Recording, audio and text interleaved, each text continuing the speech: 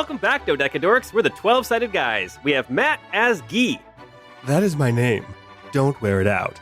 And me, Paul, as your host. And Guy, this is your life. Now tell me, Matt/Guy, do you recognize this voice? Hi-ti-ti-ti-ti, become a patron, hi-ti-ti-ti-ti.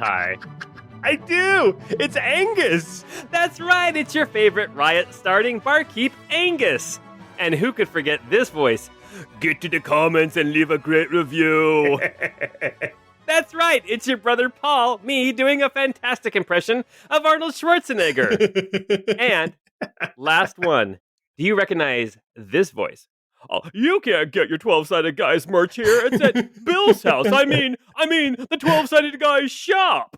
It's Professor Ironspark. It's Professor Ironspark.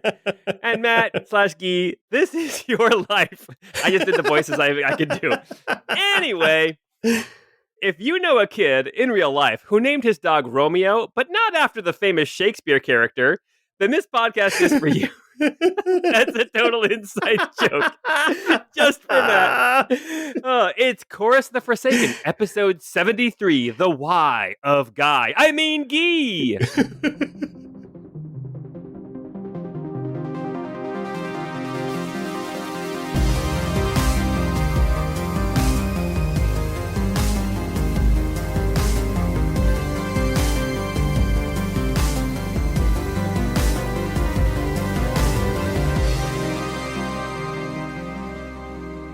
Hey, Matt, do you want to fill us in on Romeo? He had other options. He could have named it Paste. Or Bay. Bay or Paste, yes. Oh my gosh. That's so funny. There was a video game called Bases Loaded for the Nintendo. And we had these friends, Andy and Danny, and they had dogs. One was Gizmo. One was they named Romeo after one of the baseball players for the Oakland team on Bases Loaded. But we all know that in Bases Loaded, Paste was the best because he had 60 home runs. He had the highest record of home runs in the whole game. And anyway, of course, we always played as Oakland because that was at the time of the Bash brothers, Mark McGuire and Jose Canseco, playing for the Oakland Athletics. Oh, yes. Oh, yes. Tell me, a Jose Canseco bet. Tell me you didn't pay money for this. I guess I do another impression. I do the impression of Raphael the Ninja Turtle from the first Ninja Turtles movie. Oftentimes, all your accents end up devolving into, forget about it. I was going to do that one, and I was honestly afraid I couldn't do it. My goodness. Have I ever told you what the phrase that I used to get myself into that voice is? No. It's from Grand Theft Auto Vice City, and it's, I never even looked at your sister, Mario. It's just one of the random gangsters at your mansion on Starfish Island will repeat that line. Oh my gosh, that's so funny. Well, you all may have noticed that there are some people missing today, namely Scott and Jordan and Sabrina. But today we're going to spend some time just with Matt as we talk about everyone's favorite libertine, Guy of Grants Harbour, also known as, let's see, what are all the names? I was telling my kids the other day, William Klompenmaker, Wilhelm Lionstorm, Guillaume of Grants Harbour, or Guy for short, Ross LaCrosse, and most recently, Sleeve McDykel. I should have my next one be Romeo Paste. Oh my gosh. Well, this is what happens when Matt and I get together. Things get a little bit slappy really quickly. But we're going to talk a little bit about the past of Guy, similar to what we did with Jordan and Magram a couple of weeks ago. We're going to spend some time now with Matt as we explore Guy's backstory, some things that you guys might not know about him, and we're going to do that with some flashbacks. Hold on to your butts. I am. Pretty much always. It feels good. I am holding on to your butts as well.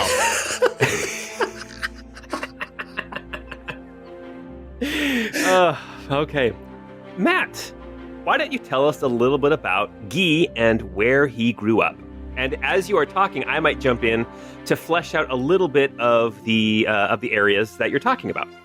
All right. So Wilhelm Klompenmaker is the only son of Hans and Christine Klompenmaker.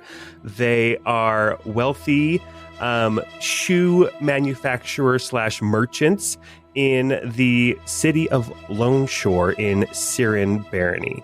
I say shoe manufacturers, like they make clogs, but they're not the ones actually out there with the chisels carving them out. They are the owners of the, I don't know, do you make clogs in a factory? Oh yeah, like some sort of a work, millworks or something. Yeah, something. They own the workshop, and they employ people to make these shoes. So that are shipped all over Siren Barony. The very, very common footwear in Siren Barony. Oftentimes used as like house slippers. Yes, or even like overshoes for like muddy days. Because, okay, well, let's talk a little bit about the Siren Barony. The Siren Barony is really a part of Via Severia called the Siren Valley. And in the in Via Severia, the Siren Valley is basically right in the middle of the country. There is a range of mountains that comes down it runs from the west and goes across to the east and makes it almost all the way across the entirety of the nation. And that mountain range is the Carmite Mountains.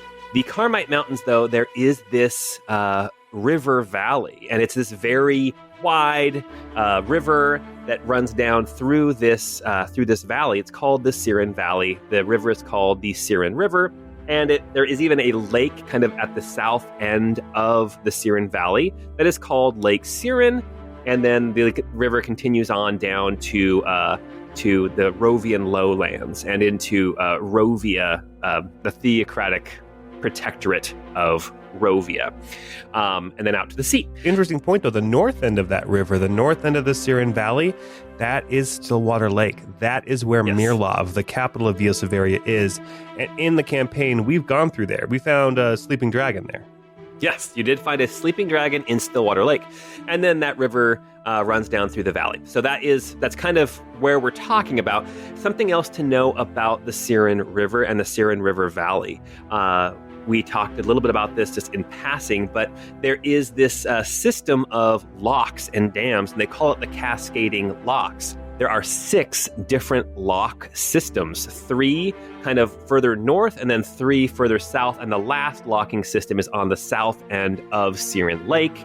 And basically, these are ancient technologies that actually, just like any lock system, you can put a boat in there and then raise the water up so you can actually go upriver and go through this valley.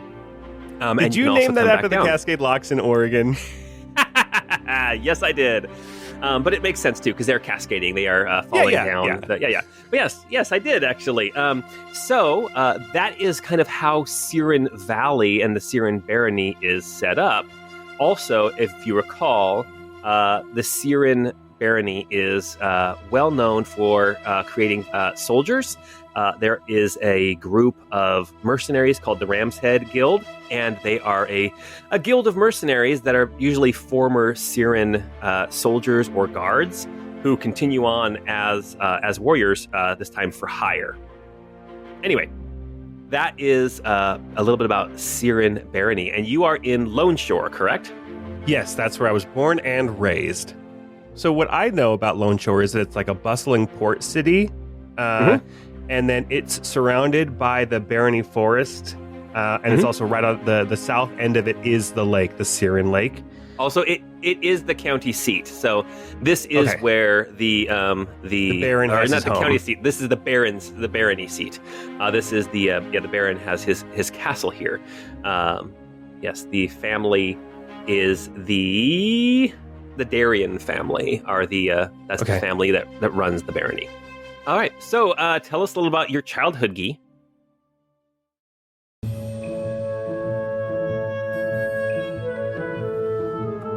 I was talking with Paul before we started recording and talking about my parents, Hans and Christine, and how they're not they're not the laborers. They're more like, they're the owners of the company. So I compared them to Mr. and Mrs. New Balance. Anyway. Yes. Okay. So Guy, basically, he grew up in luxury, very upper middle class, bourgeois upbringing. All of his wants were always met. He had a good education. He was that kid in high school who had the brand new Mercedes. Right? Oh, that guy. Apologies if you were the kid with the brand new Mercedes in high school. It wasn't that it's... No, you. It wasn't that his parents were bad or trying to spoil him. They were the ones who earned that money. They were the new money. And Guy's that first generation who kind of takes it for granted. So he ended up being pretty lazy, not having a lot of plans as he grew up, or a lot of ambition, really. So I think I mentioned this on maybe one of our Patreon exclusive episodes. Guy, if you've seen the Christmas movie Klaus, Guy was very similar to the character of Jesper, the mailman in training, who, the main character, in that his parents kind of forced him into a position to learn some responsibility and start taking care of his own things, meeting his own needs. And in this case, they used their connections to get him a position with the city guard. And I say city guard, it's kind of like, it's almost like a cross, because it's on the river, it's on the lake. It's almost like a cross between a police officer patrolman, but also even like a game warden, because he was specifically stationed on boats that would go out and check permits of people doing their fishing, making sure they paid their taxes, looking for smuggling, that kind of work. And he half-assed it. I mean, let's be honest. He really wasn't. Yeah. His heart wasn't in it, but he kind of had a guaranteed position, and so he could just kind of do whatever he wanted. He did enjoy the camaraderie, though. He did enjoy, time off with his co-workers, the other, what do you call them when they're soldiers or warriors? The other soldiers? Yes, the other soldiers and or warriors, playing cards and taking them for all their worth. They were guardsmen. Yeah, guardsmen. They were guardsmen. Yeah. Yeah, with the other guardsmen. So he would, play cards, and he would cheat, but he's always been very, good at talking his way out of stuff, and he'd really good at bluffing in cards, things like that. So he did enjoy that part of the job, but when it was actually time to be, out on the lake or on the river, he was basically doing the minimum. Right. Okay. Well, something else as well, because of your parents, their wealth and their influence in the city, Guy was not just a typical guardsman. I think Guy actually, when he first came into the guard, he wasn't in charge of all the guardsmen, but of his little squad that he would go patrolling with out on the lake. He was the corporal. He was in charge of those 6 other soldiers who were with you. So we're going to jump into some roleplay here in a second, but what would the soldiers or the guardsmen that were serving with Guy, what would they have to say about Guy? That he was the best BSer they've ever worked with. That it was really easy for them to feel like he was pulling his weight or actually leading them. But if they really stopped and thought about it, they're like, oh, he's getting away with stuff. Okay. Does that make sense? Yeah. Okay. Yeah, for sure. All right. Well, let's jump on in. As Guy, you are wearing the pink with the black ram's head icon on the front, this jacket over your leather and quilted armor that you're wearing as a member of the guard who is on one of these boats. And when we say boats, these are basically oversized rowboats, right? These are not massive ships, and you stay pretty close to shore usually.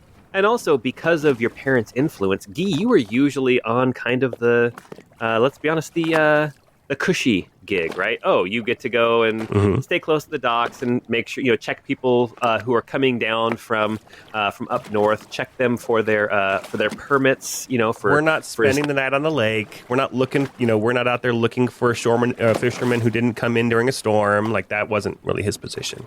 Right. There would have been times, though, after a storm where it's all hands on deck, where you would have gone out to do that kind of thing.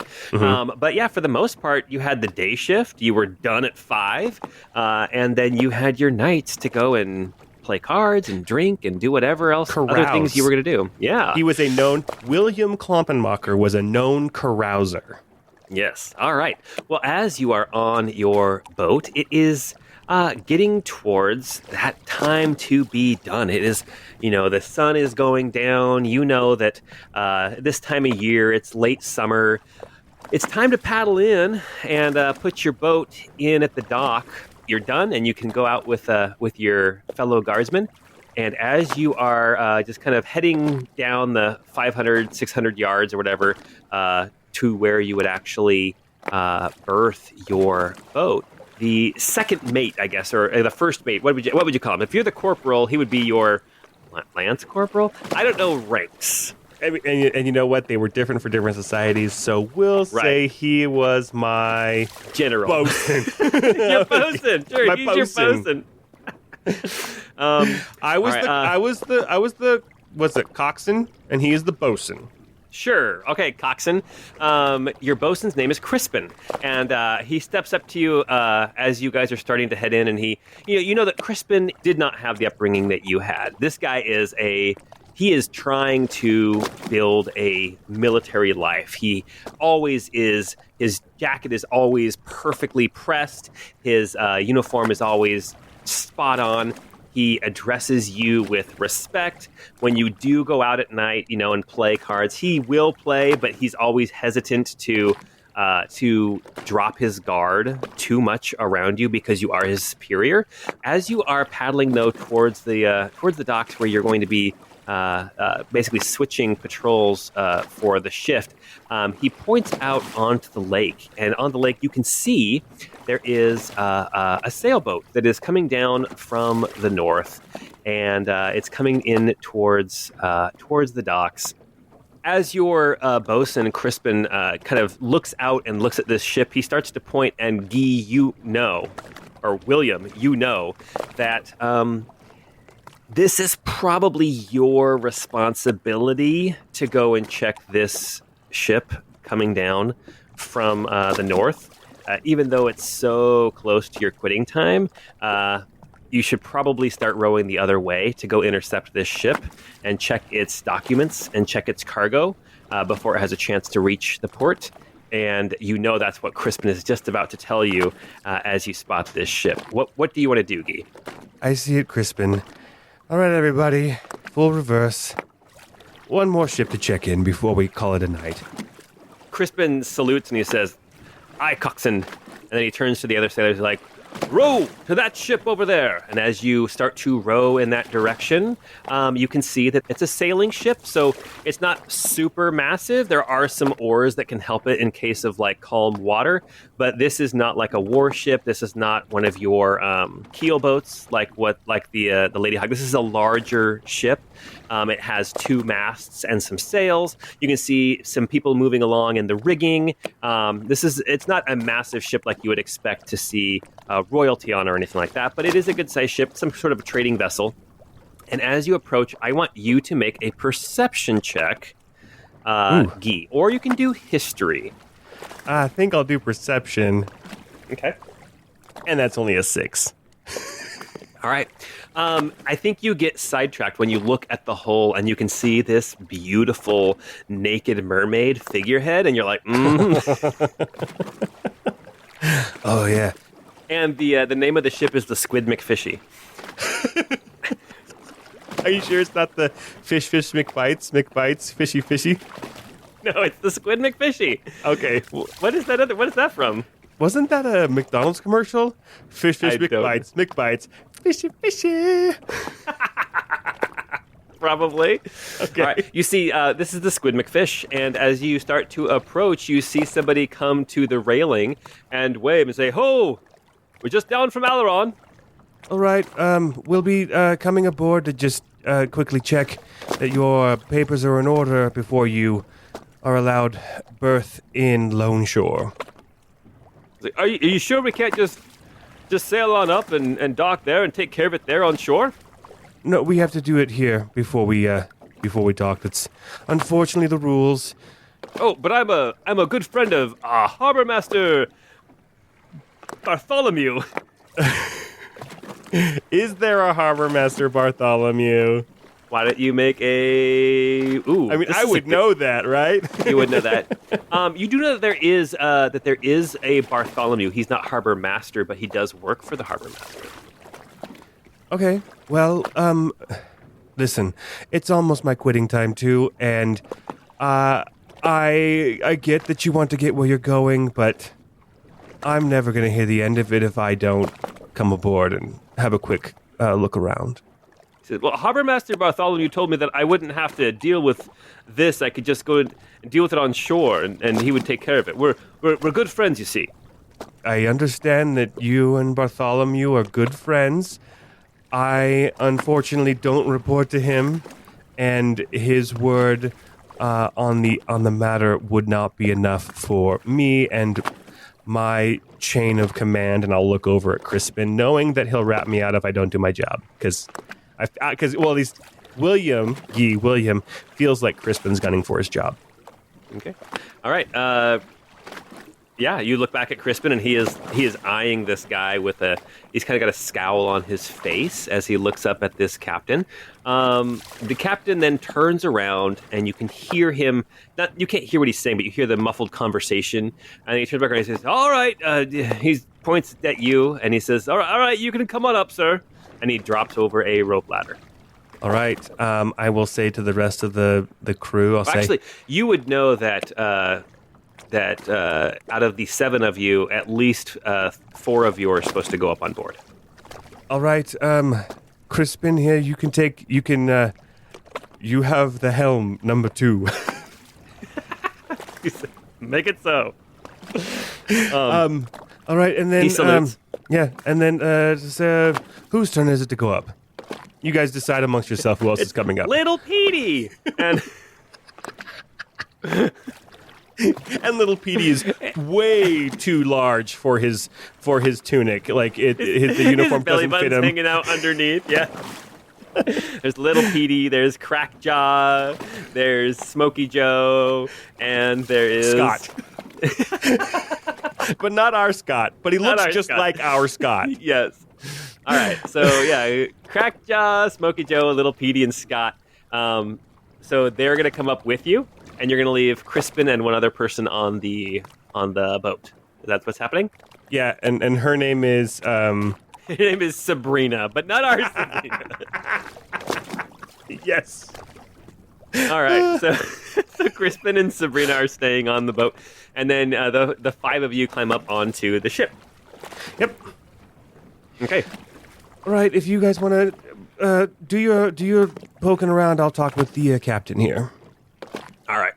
Yeah, so you start walking over to the captain. You see the other guards are starting to move around. You see sailors eyeing you guys. I'll let you make another perception check. That is an 18. Okay. There's definitely like a tension. You've encountered this before, it's like people don't want, like the red tape. People get tired of having to deal with the bureaucracy of this. But this seems a little different, right? This is a little bit more wary and hostile. And maybe it's because they're not Sirens. Maybe it's because they're from up north, like Pythria and Aileron. Maybe that's why. But you definitely, something in the back of your brain is telling you, be wary. Okay. As the captain pulls you over, he says, "We can meet in my bunk," and he takes you over to the cabin at the aft of the ship. Oh, Yes, that's the back end. That's Yes, the booty of the ship. he opens up the door, and you can see that the other side of the door there is a well-appointed cabin. The bed is built into the wall. There is the low ceiling, that's typical on ships like this. There is a desk and a chair. The desk is also attached to the wall. You see like the sailor's chest that you'd see in any given cabin of any of these ships. This ship is not unlike other ships that you have been on. But as you walk in, this captain then closes the door behind you. And Guy, when you turn around to look at him, he has a sword drawn and is pointing it right at you.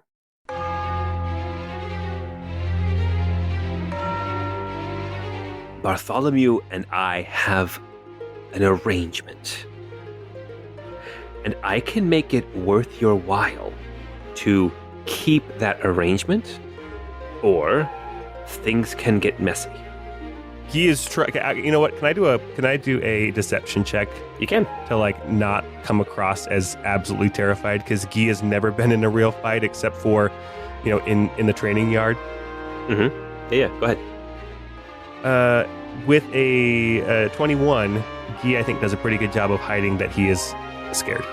Okay, so you're hiding that you're scared. What kind of, since you're trying to put on an air, what kind of an air are you trying to present? Guy does this all the time. People draw swords on him all the time, and he's like, "Yeah, this is he knows what's going on." But to be honest, I don't know what it is. Maybe it's just because of the cushy rolls. He hasn't really dealt with this kind of ambush before.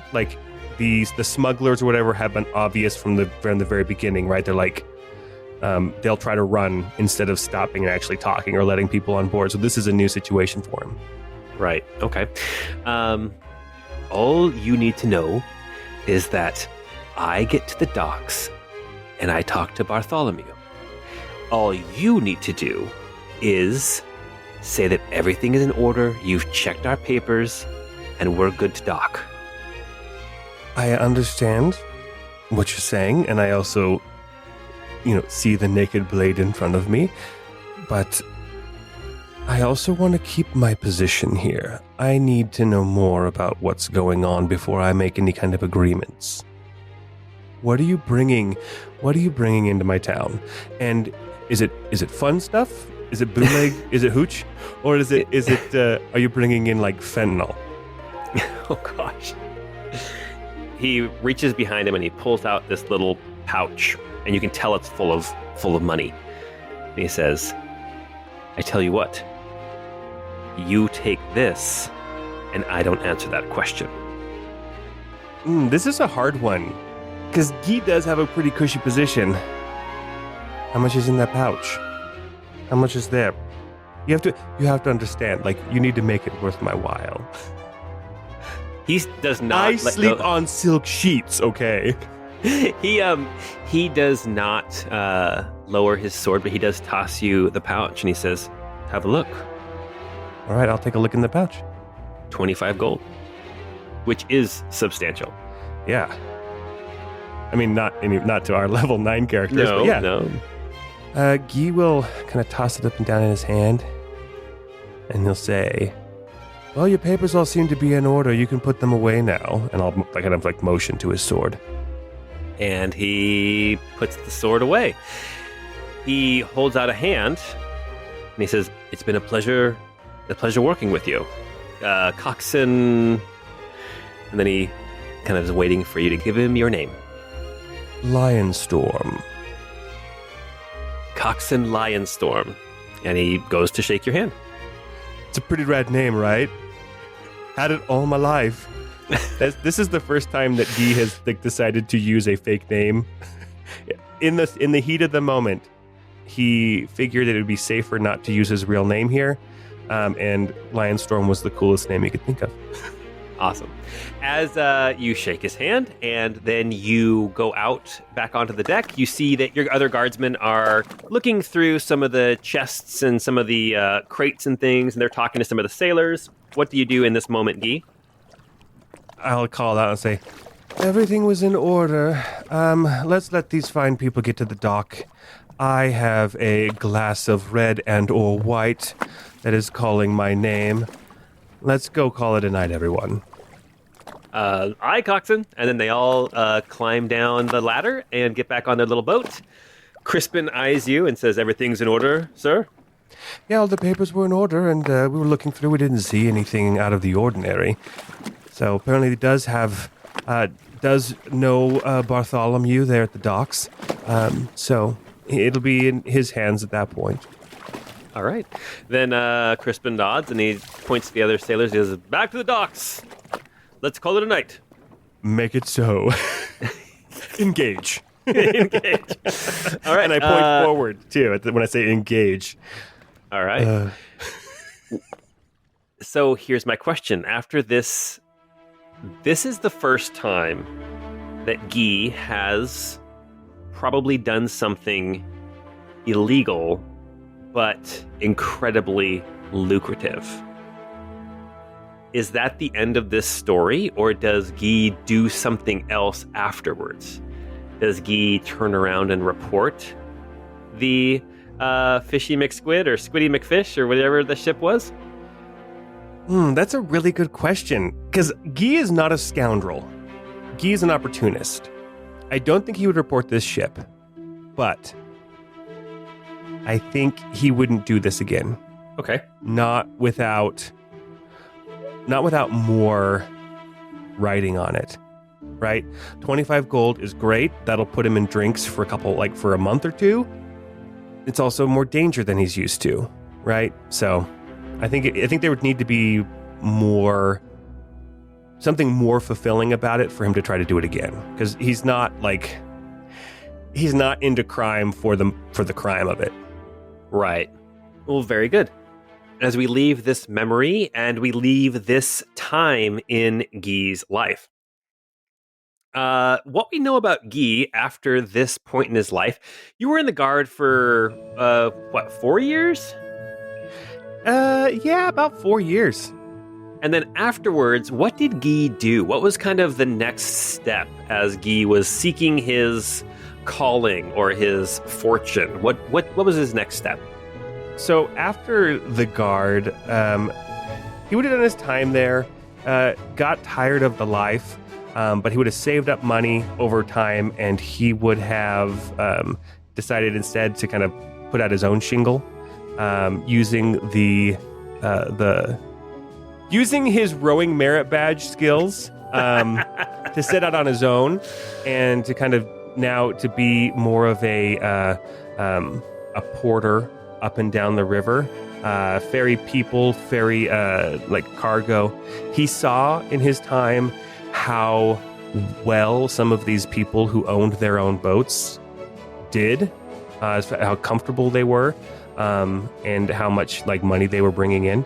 And so he wanted to try the same thing. So he saved up some money and bought his own small keel boat, big enough to carry some not run the same size as the Lady Hawk, really, but had a sail, shallow hull, and would be ferrying people or cargo or people and their cargo up and down the river and across the lake. This would be the life where probably it's kind of the time where you may have met Frostborn. What was his first name? Corwin Frostborn. Oh yeah.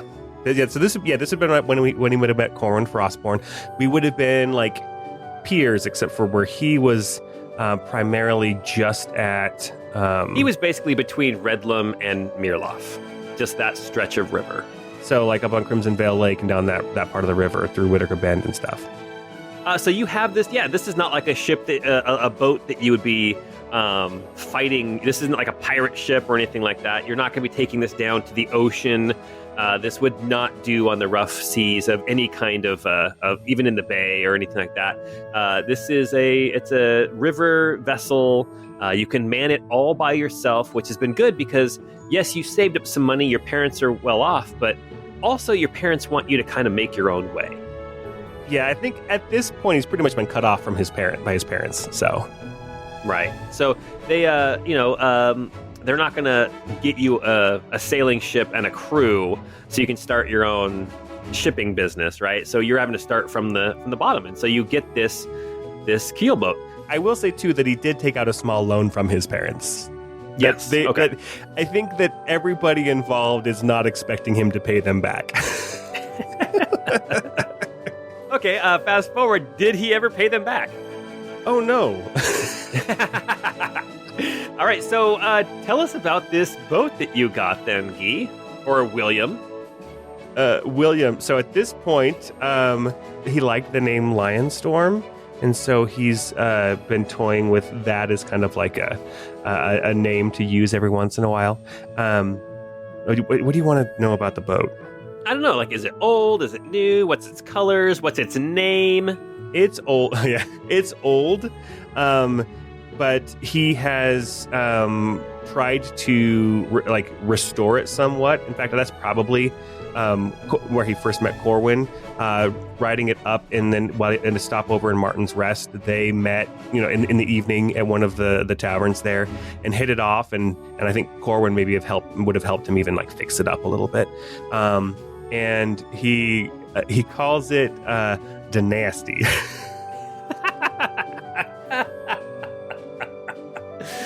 Is there a figurehead on the Dynasty? Yeah, so there's the head of a bull on the figurehead. He would have loved a buxom woman like that mermaid, but that level of art is more expensive, and hasn't been one of those necessities yet. But it's definitely on his list of improvements to make to his boat. But for now, it's a bull. Right, and it's not a very big bull, and it's carved out of wood. Yeah, because you can't be too heavy on these boats. These boats, I mean, yes, you can haul cargo and stuff with them, but you want to maximize the buoyancy for maximum transportation. And I will say that he took the name, he named the boat Dynasty because the previous owner, the old plaque on the back that read the name, the old name was the Baron's Dynasty. And so he just started picking at the letters as he was starting to fix it up, and it just came up with D Nasty, and so he just started calling it Dynasty. And he thought that was a fitting name. I didn't know that. That's great. That's great. I know where the name really comes from. Oh, where does the name really come from, Paul? Isn't it come from Castlevania 3? It does! From Grant Dynasty. Oh my gosh. Here's a little behind the scenes, everybody. Before we get to this next little vignette, I was really disappointed with the first Netflix Castlevania series that they based it on Castlevania 3, and they left out completely one of the playable characters, a pirate named Grant Dynasty. And so in honor of him and a darker campaign, I named Guillaume of Grant's Harbour. Grant's Harbour is named after Grant, and the boat that he piloted was called Dynasty. Nice. It's really dumb. Well, very, very good. Okay, well, you have now been out of the guard for probably, 4 or 5 years, as you have been sailing up and down the Siren River. We'll say I've been off on my own for 2.5 years at this point.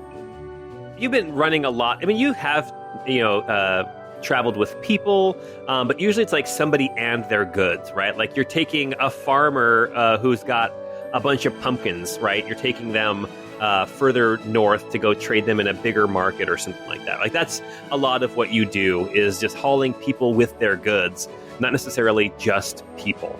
Yep. And I will say at this point too, William/Guy, when he was with the guard, he was pale, a little pudgy, living a comfortable life, and now he looks like that, that the guy who got really into water skiing. So he's tan, he's got the longer hair that's bleached by the sun a little bit, and he's getting, you can see the muscles through his skin more. So, okay. Did you ever sail further? Did you ever go further south from Lake Siren? Did you ever go down into the Rovian lowlands at all? Not very far. I don't think I ever went clear down to Grunfort there at the end of the river, right there at the coast. That water probably would have started to get too wide, too full for a boat his size. He was always worried that it would get kind of lost down there, and it hasn't had a reason to go clear to Grunfort, but maybe just a little bit further south. Farmers south of the lake who wanted to bring their things up toward the capital or something like that.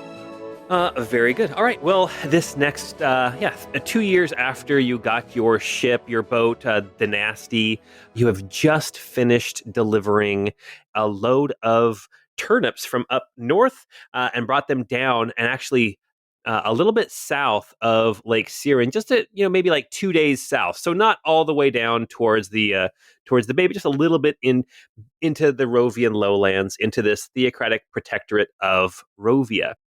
Theocratic Protectorate of Rovia, that is the one, quote unquote, barony that is actually ruled over by what they call the Costarian, who is like the archbishop of the Aeonian Church for the entirety of Via Severia, right? The sub-pope. The sub-pope, yes. The cardinal, if you will. The vice-pope. Yes. Assistant pope. Assistant to the pope. But you are just a couple days south of Lake Siren. This is probably about the furthest south that you go. There is this town. This town is called. Why do I do this to myself? I should have had something set up. Quick! Think of another town along the Columbia River. This is called the Dalles. No. How about the Dales? The Dales? No, come on. I can't. That's too obvious. Hood River. Ooh, the Hood Hood Dales. The Deschutes Brewery. Shut up, dude. This is called Trout Rapids. Is what it's called. Trout Rapids. Okay, Trout Rapids. It's a good fishing spot, right? Yeah, Trout Rapids. And you have docked up here for the night. You're going to start heading north, looking for something else to haul because Trout Rapids, you've kind of been here for a day or two looking to see if anyone's looking to head north, and it's been kind of a no-go. You don't like to move around with an empty boat, but at this point, you're just going to have to bite the bullet and head north on your own. So you're in this small tavern. I will say, though, he does enjoy when the boat is empty because he can get it going real fast. Jumping wakes. Jumping wakes in your keel boat. Yes. All right. You're in this small tavern. This tavern, think like Witcher 3, some of those taverns where it's like there's a room over here and then there's a kitchen kind of in the middle and there's another weird room over to the side. Yeah. Very rustic. All the cooking right in the middle to warm the whole building. Yeah. Yes, exactly. Dirt floors, that type of thing. The building is made out of logs, and you are sitting in here at this table having a drink. You can see there's some local people here that are having their evening meal. The sun has gone down. The weather has kind of turned a little bit. It's a little bit rainy now. You know that probably the next couple of days it's going to be a little bit rougher weather as you're moving back up the river towards that lowest of the cascading locks. And as you are sitting here in this room, a couple of people that you notice in this tavern that appear out of place. You see sitting at another table, kind of in another area of the tavern, right? So it's like you're not even in the same general room, but you can see through the doorways. You can see this other smaller room. And you can see that sitting at this table, there are a couple of people in armor. One of them is wearing studded leather armor. They have a black cape on. The cape is trimmed with some gold. And on the back of this cape, you see a stylized golden flame, like a fireball looking thing on the back. And the other person sitting next to them is wearing like splint armor, so more heavy duty armor, and is wearing a surcoat, a tabard over their splint armor, and it is also black with some gold trim.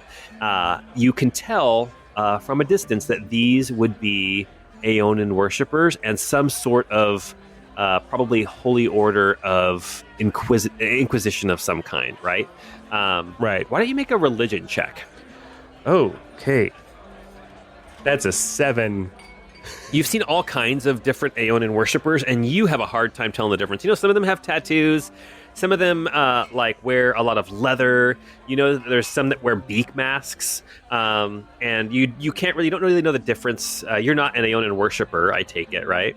No, our family was always big on like worshiping Joaquin, the god of like commerce. Oh, And, the god of capitalism. Yes, the god of capitalism.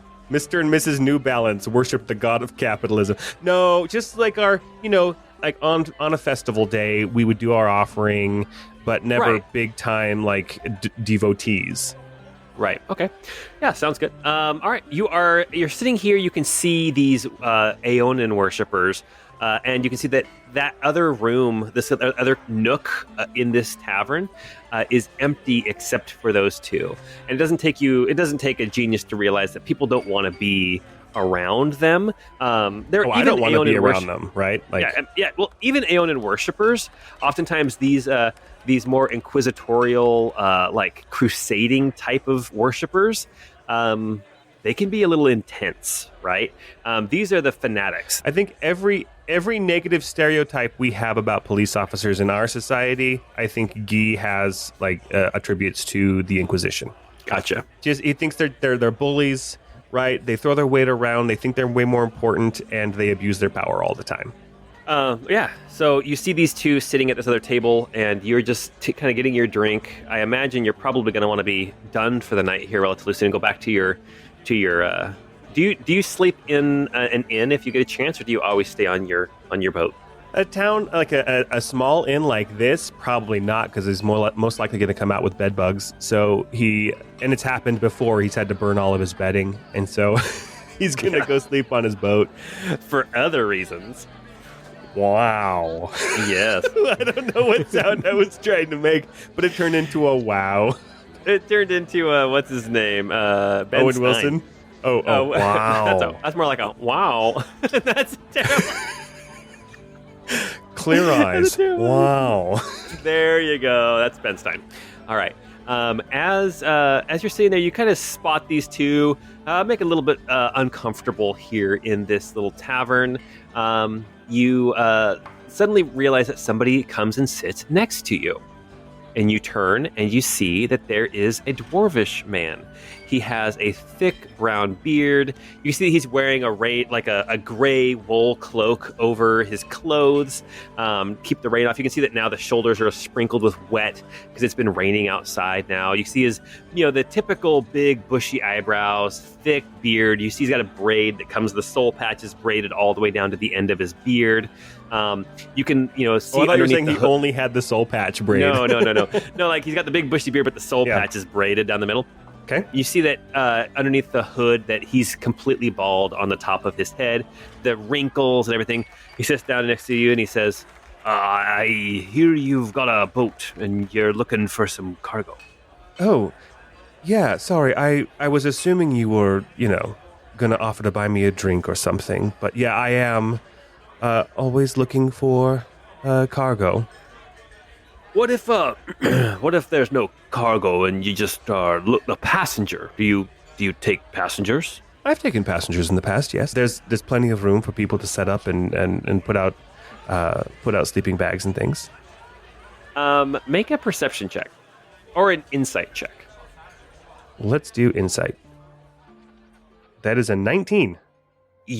As you're talking to him, you see he's kind of fidgeting a little bit.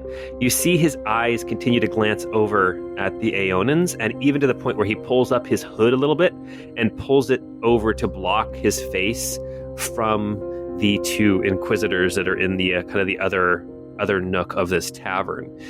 Also, with your insight, he still has his hood on, which, being indoors, that's a little strange. Most people will take their hoods off just as a kindness. Or take their whole cloak off if it's all wet, yeah. This man is, he still has his cloak on, it's still pulled up. Okay, seeing that, recognizing that may look out of place, I'll say, okay, fine, I'll go outside with you, and I'll grab him, take him by the hand, and walk out, holding his hand. Okay. As if we are planning to go out together, drawing attention from the fact that he did not take off his cloak. Right, as if he wasn't planning on being in there. He was expecting me to go out with him, right? Okay. All right. Yeah, you get outside and you see this man. He looks a little taken aback, but he follows you easily. And you get outside. I don't like them either. They make me nervous, but It's okay. I was done there anyway. Why don't you bring everybody over to the boat? We'll see if we can't get everyone situated. Well, it's just me and the girl, but I'll go get her. And then he says, the nasty, right? The nastiest. Yes, that's the right boat. Yes. He says, don't be leaving without me. And he reaches into his pouch and he pulls out 5 gold and puts them in your hand. He's like, that's to make sure you don't leave without me. All right. As Guy then takes the money and heads to his boat, he's thinking, you know, I tried to make it into a party boat and it never really took off. I mean, who wouldn't want to party on a boat called the Nasty? Booze cruise in the harbor? Come on.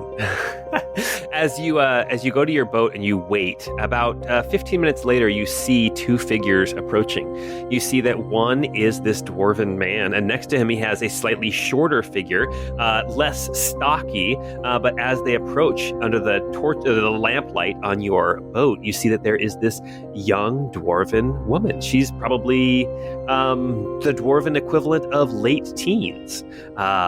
And he walks up and he says, it's just us. And he kind of keeps looking behind him, trying to see if there's anybody watching. All right, come on in. Let's get situated in the boat. Is there a cabin, like a covered area in this boat? Yes. Is it enclosed by walls or is it? Okay. It's enclosed by walls. It's like a full-on cabin. It's small. It's like only 10 feet by 10 feet. But it's got a bed, it's got a desk and a chair, and it has your sea chest. 10 feet by 10 feet would be huge. I know. I know it is. I'm going by. That's the only enclosed space. Everything else is on deck. All right. So yeah, I'll just bring everybody. I'll bring everybody in there, like out of the rain. I'll get everybody in, and kind of sensing that he is nervous. We'll just have a conversation there in the dark, without lighting any, so that no light's coming out of the windows or anything. He's like, well, I'm Hulfer, and this is my daughter. His accent totally changed, so I apologize. Well, I'm Hulfer, and this is my daughter. Forget about it. I'm Hulfer, and this is my daughter, Winifred, and we need passage north out of Rovia. We can pay handsomely. That shouldn't be a problem. Do I know? Are there like not ever taken passengers from Rovia? Are there papers required? Do you need like a passport or some kind of a writ of passage to leave Rovia? No, nothing like that. Nothing like that. Okay. All right. I've never taken passengers from Rovia. Just goods. If nothing else, you could just say that we're your crew. Right. Why would I need to say that you're my crew? I thought you meant passengers. Obviously, you're looking around. Mm-hmm. I get that you're not too fond of those men in the tavern. If I take you, what am I getting myself into? Are you wanted? No, we're not wanted. We just don't like the way that. We just don't like the way we've been treated in Rovia. You can make an insight check. That's a dirty 20. There's definitely more going on. And wanted is the wrong word. You get the impression he's not wanted like legally, but pursued, yes. Listen, I'm heading north anyway. It's no skin off my nose if you come with me. Ahoy, Captain! You hear a voice call from outside. All right. I'll be right back. I'll come out of the cabin and I'll try to look like I'm like rubbing my eyes like I was just about to lay down and go to sleep.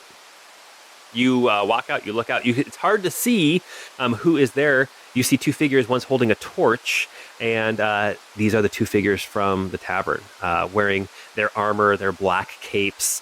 It is now a full-on rain, people would be indoors at this point. And the one in the leather armor steps forward and he goes, "Oh, Captain, sorry to bother you. We are looking for 2 folks who were said to be down here at the docks looking for passage." It's a dwarven man and a younger dwarven girl.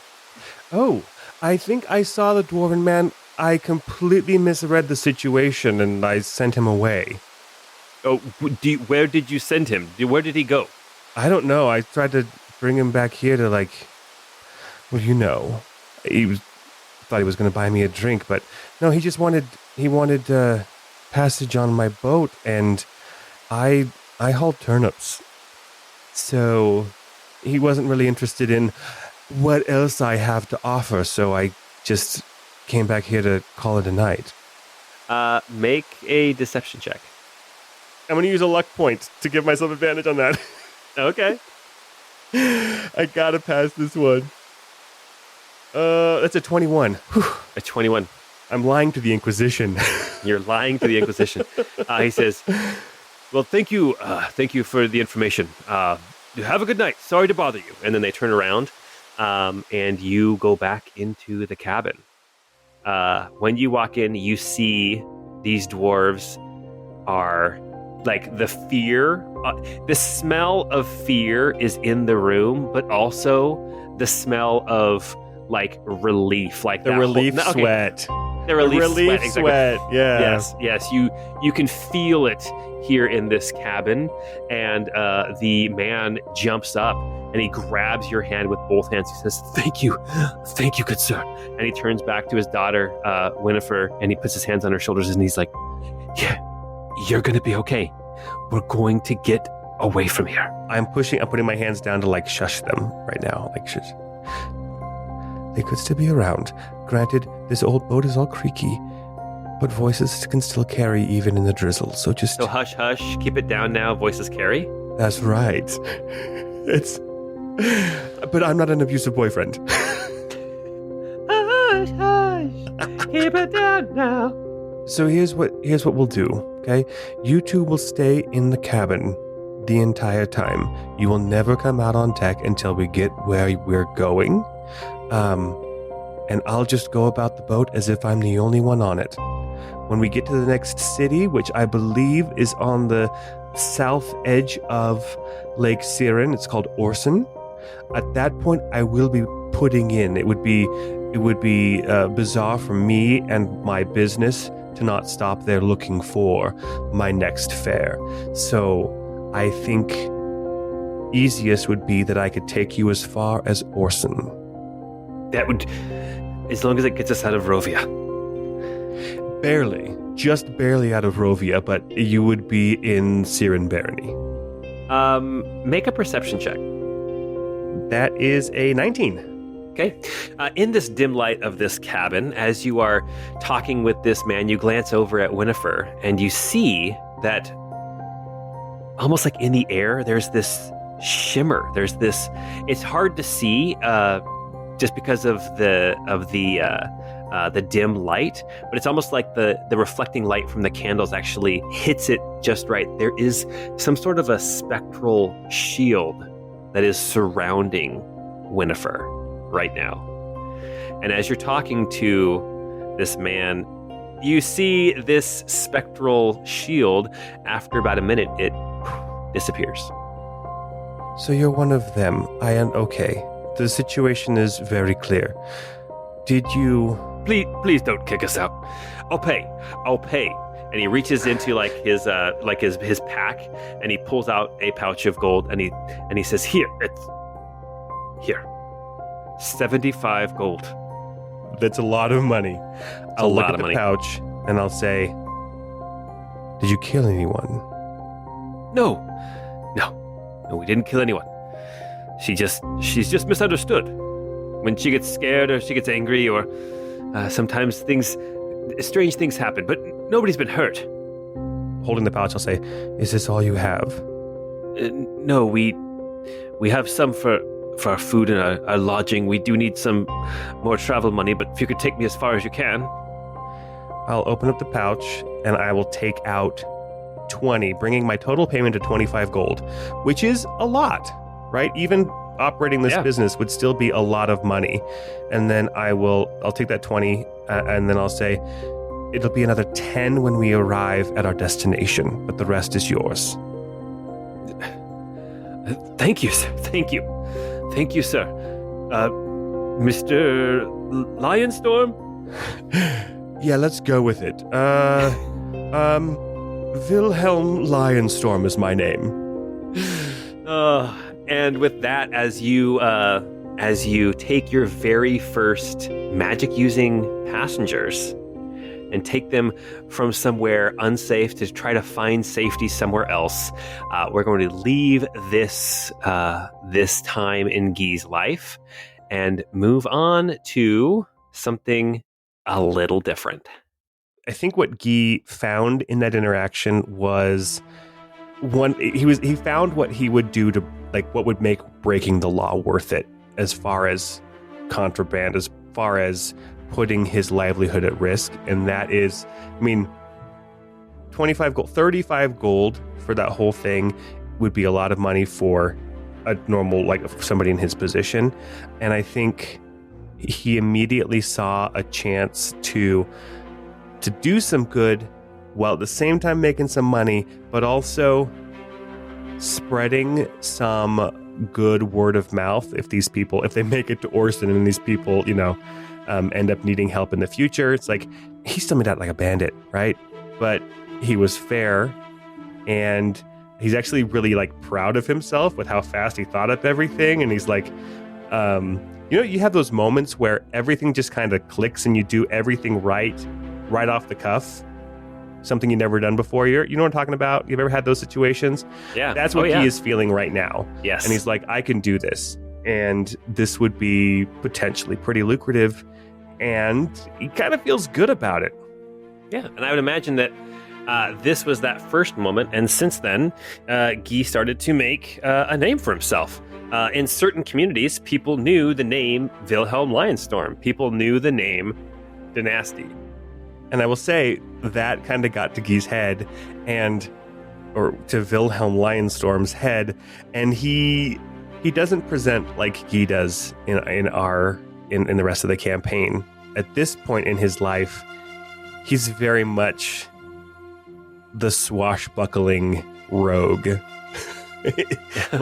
He's kind of this river pirate type personality, not the voice, but that's kind of the way he's presenting himself.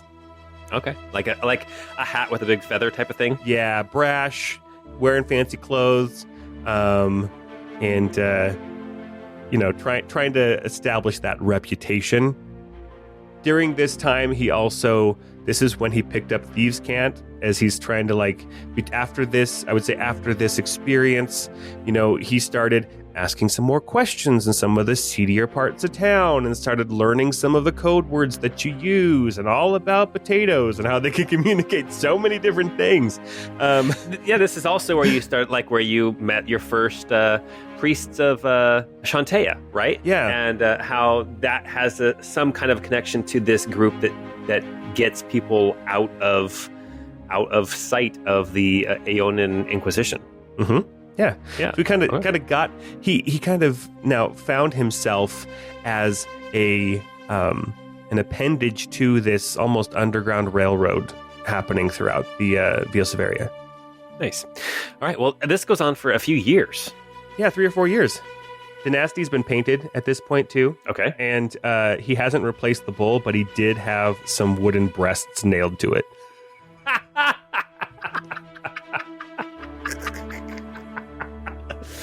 And the woodworker was like, "You want the bull to have breasts?" And you're like, "Yeah." And he's like, "Okay." And then he put some udders on there. They are luscious.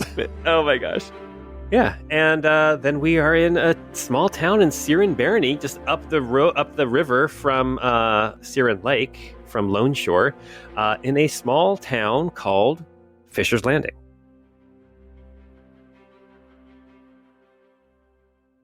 All right, you're in Fisher's Landing, and you've been doing this for a few years. You've made a name for yourself. People, you still haul goods, right, as kind of a day job, but oftentimes you're hauling goods along with somebody holed up in your cabin for a trip, a day, 3 days, even sometimes 2 weeks, right? As you are traveling up and down this river and you're helping people get away from, and it's not just, Aeonian inquisition and stuff. That's definitely the bulk of it. But even sometimes people trying to get away from an abusive spouse, right? Something like that too. You're just trying to do good with what you've got, and you've got dynasty. Yep. And I would say sometimes too, he had people would know that his boat only has him as the crew, but depending on the nature or the profile of the people he's transporting, he would do kind of that ruse, like, hey, this is a new deckhand I'm trying out, and actually maybe even help some people learn some skills as they are going up and down the river, getting ready to start a new life. So nice. Okay. But you are in Fisher's Landing.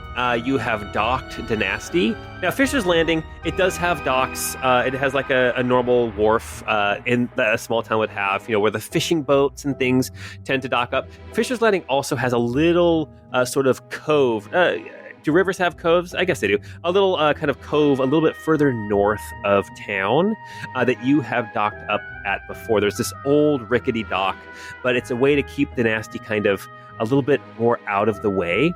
For what you have lined up here, you've decided that probably not actually being right in town is going to be safer. You know that there is... well, actually, why don't you tell us, Guy, or Wilhelm, what are you doing in Fisher's Landing? So I think this would probably have been through a connection with the glass, one of the glass houses of Shantea. There is a woman with a child who are trying to make their way out of. They have been identified, and they are trying to get away from the Inquisition.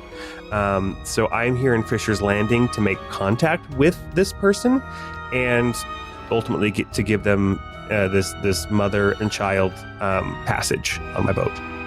And so I'd be docking here, heading into town to try to use my potato language to try to figure out who it is I'm meeting with and where I'm going to meet them.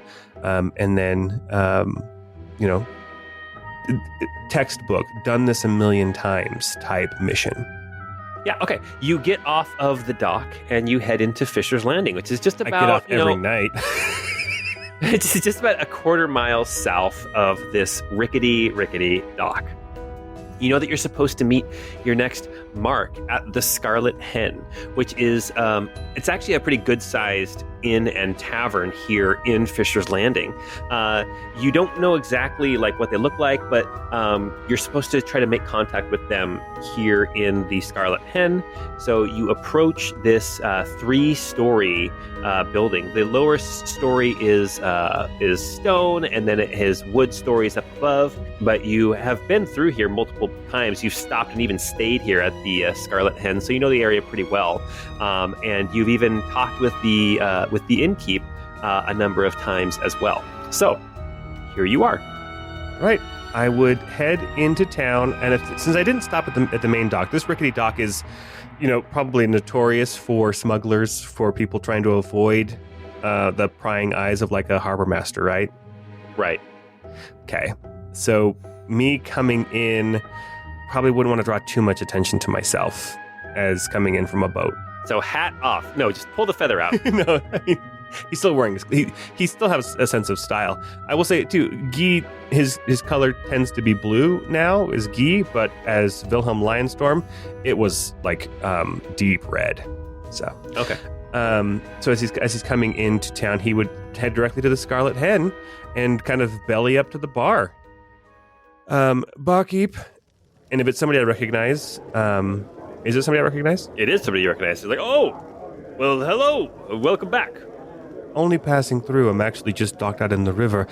Just had to have one of those vodka tonics you make. Isn't it distilled from potatoes? Yes, as a matter of fact, it is.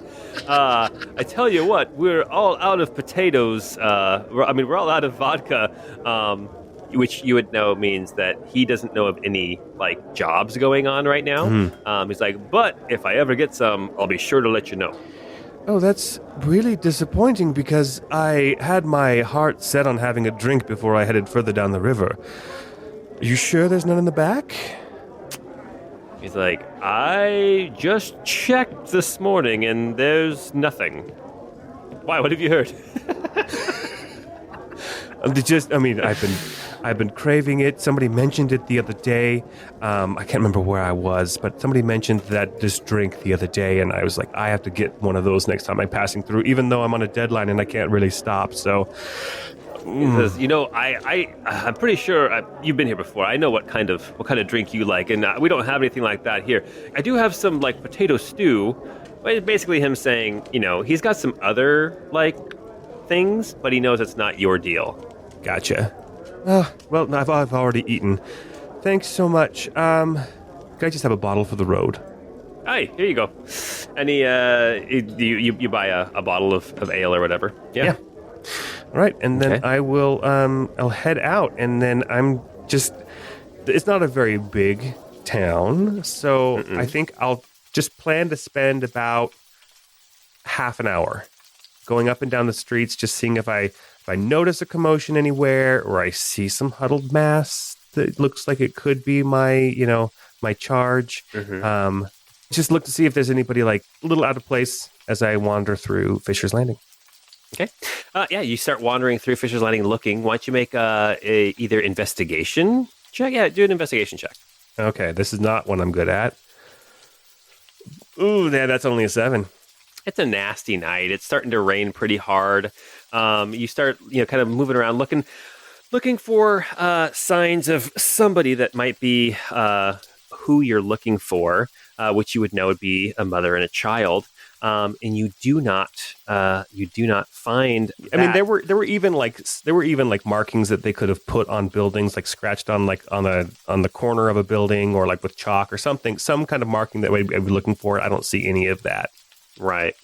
Not with your 7 investigation. What you do see, though, is as you come around a corner, you see what looks like a bunch of like probably 4 or 5 of the town guards they're kind of gathered together. You see that there's some people, some village folk, some town folk who are kind of standing off to the side and like talking amongst themselves. And you see that these guards they're kind of their own little circle and they're talking. And that's what you do notice as you come around this corner. Okay. I kind of try to like walk up through where the guards are going, is almost like I don't notice that they're blocking the way. Guy is hoping they'll stop him and kind of say something about what they're doing there. As you walk up, one of the guards says, "Oh, no, you can't come through here. Sorry, we're investigating." Oh, you have to move around, please. Move around, please. Investigating what, sir? Please, sorry. Off to the side. Okay, all right, sorry. And as I'm up there, like with them, I will try to catch a glimpse of maybe anything noteworthy. Make a perception check. You know what? Second luck point. That's that one for a 4. So 11 is my best.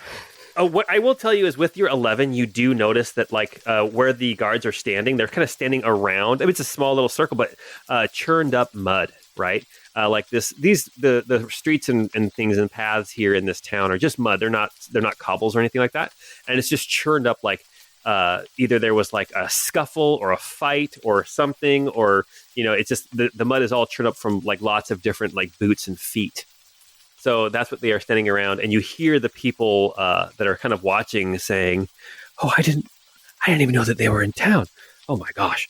I can't believe that this happened here in Fisher's Landing."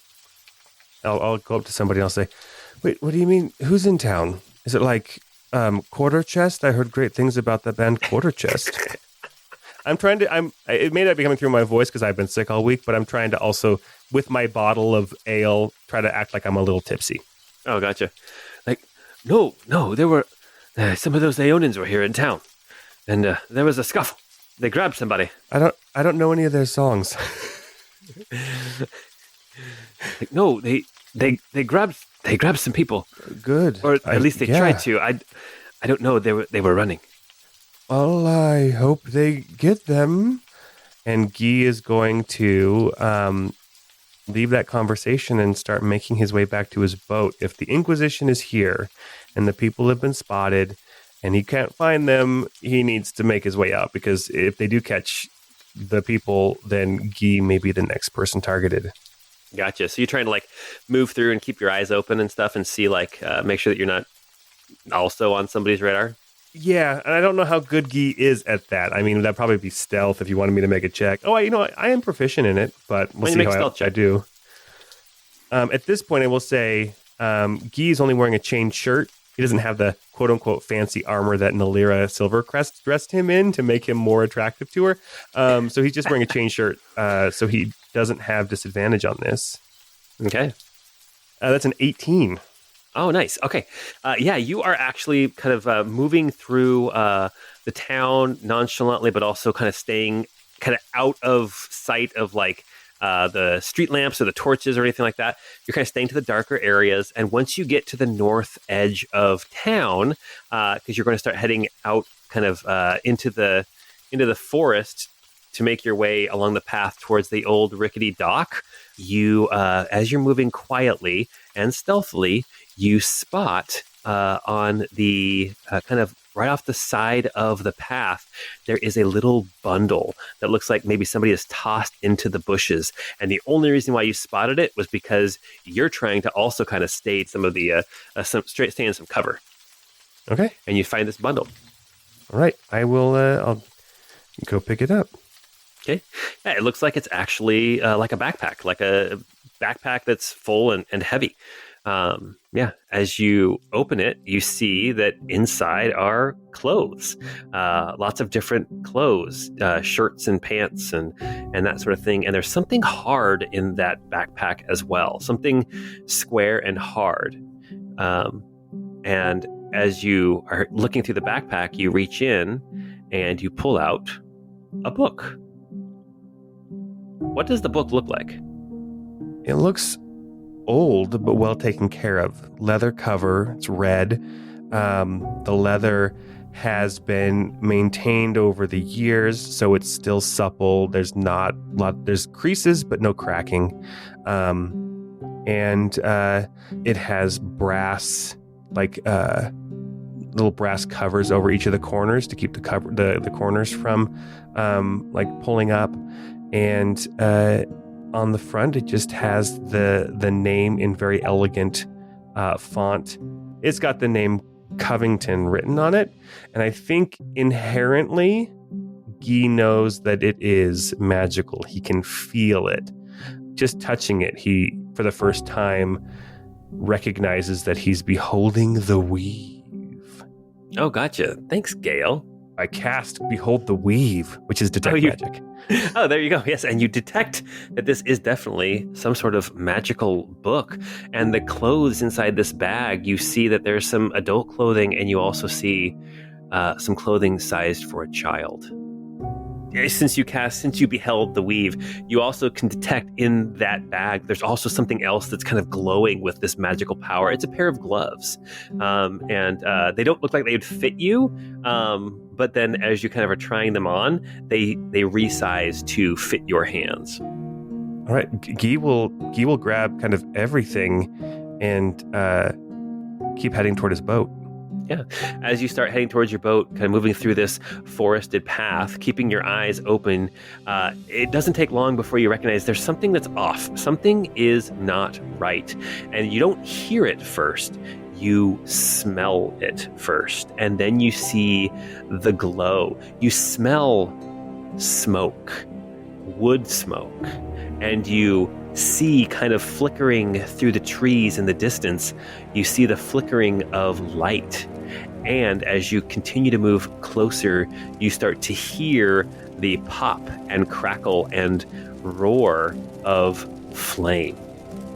With your stealth check of 18, you manage to get towards the clearing where the dock is, but stay kind of hidden behind some bushes and some trees. And as you look around the tree trunk, you see the nasty is burning. My beautiful baby girl. You're kind of off to the side, watching this ship burn, and standing on the dock and on the beach, looking at this ship, you see that there are figures, 4 of them, standing there with torches, and you can see glinting off of armor and black capes and cloaks, even in this rain just pouring down. You see Aeonin Inquisitors are standing by your boat, and you hear one of them turn to another and say, "Find Wilhelm Lionstorm." And then they start moving away from this burning ship back towards town. As you are standing there watching the nasty burn, what goes through your head when suddenly you feel a little nip at your hand and turn to see this adorable little corgi is right next to your leg? First off, what are you doing here? And wait, we have to get out of here. We have to go. And Wilhelm will take off his flamboyant hat and kind of roll it up and kind of stick it under his arm and try to pull up his cloak over his head more like a hood. And he'll start to look for a way to head out into the forest, away from the roads, away from where they may be looking for him. Yeah, as you start to look, you see that this little corgi starts moving ahead of you and then moves out about 15 or 20 feet away from you, then turns back around and gets a little herp, herp, like a little soft little bark to get you to follow. I mean, it's as good of a plan as anything, so he'll follow the corgi into the woods. And honestly, since he's beholding the weave, he could probably see this is not a normal corgi. Oh, that's true. That is true. Yes, you definitely detect that this is some sort of magical construct. I think Guy's also thinking that this may be a messenger from the people he's supposed to be ferrying away. This may be them leading me to safety. So it makes sense to follow, yeah. Yeah, well, very good. Well, as you follow this corgi, Pranciful, as the nasty burns behind you, we are going to stop there because in 6 months after this event is when our campaign started in Alaron Barony in Barograd, and for Guy, where it started in Silvercrest Manor. Oof. Wow, that was fun. That was fun, yeah. Guy made his way out of here and made his way into an old lady's bed. Nice. Awesome. All right. Well, thank you for playing, Matt. Hopefully all you guys are enjoying a lot of this backstory stuff that we haven't gotten to get to yet. The fun thing for me is that as we do these episodes and we go into more backstory, our listeners now know more about our character's backstory than even Sylvie knows about Guy's backstory. Right? Yeah. Not only that, but this was a lot of these things we've covered today, and Paul did a great job of framing up some situations that I wasn't anticipating playing, but this helped solidify in my mind things in my backstory that were way more amorphous, ambiguous. So this has been great for me too. Oh, good. Well, I'm glad.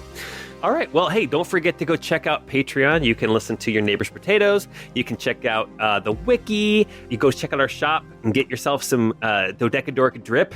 And until we get together next time, we hope you have a great time.